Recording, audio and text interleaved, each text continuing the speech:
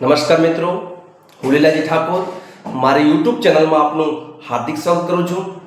મિત્રો, આજે આપણે સરકારશ્રીનો એક મહત્વનો ઓળખનો પુરાવો એટલે આધાર કાર્ડ.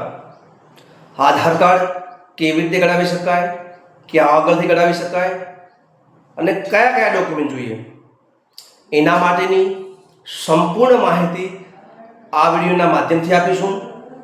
સર્વપ્રથમ મિત્રો, આધાર કાર્ડ કઢાવવા માટે કયા કયા ડોક્યુમેન્ટ જોઈએ? તો મિત્રો, આધાર કાર્ડ કઢાવવા માટે ઉંમરનું પ્રમાણપત્ર જે મિત્રો ઓનલાઈન થયેલો હોવો જોઈએ, તથા રેશન કાર્ડ અને કલર ચૂંટણી કાર્ડ. આ ત્રણ પુરાવા પરથી આપ સરળતાથી આધાર કાર્ડ કઢાવી શકો છો. મિત્રો, આધાર કાર્ડ સુધારો કરાવવા માટે કયા કયા ડોક્યુમેન્ટ જોઈએ? તો મિત્રો, આધાર કાર્ડ સુધારો કરાવવા માટે ઉંમરનું પ્રમાણપત્ર ઓનલાઈન ડિજિટલ થયેલો હોવું જોઈએ, તથા પાસપોર્ટ અને રેશન કાર્ડ. આ ત્રણ પુરાવા પરથી આપ આધાર કાર્ડ સરળતાથી સુધારો કરાવી શકો છો.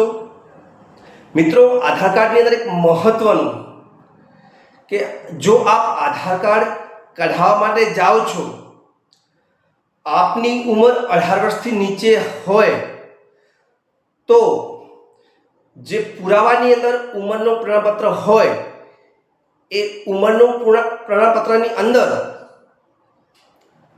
એક લાઈનની અંદર જેવું કે નામ, અટક તથા બાંધરનું નામ એક લાઈનની અંદર હોવું જરૂરી છે.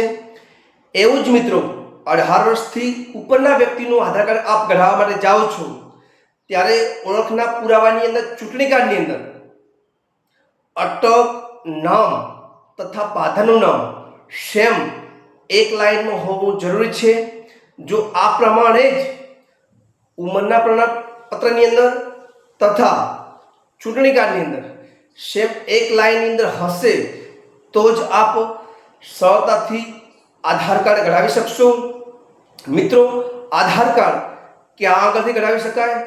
તો મિત્રો, આધાર કાર્ડ તાલુકા કક્ષાએ આધાર કાર્ડ સેન્ટર સરકારશ્રી દ્વારા ફાળવેલ છે.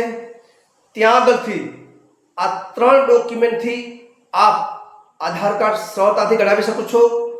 મિત્રો, સરકારશ્રીની અનેક નવી યોજનાઓની માહિતી તથા અવનવા વિડીયા જોવા માટે મારી ચેનલને લાઈક કરો, શેર કરો અને સબસ્ક્રાઈબ કરો.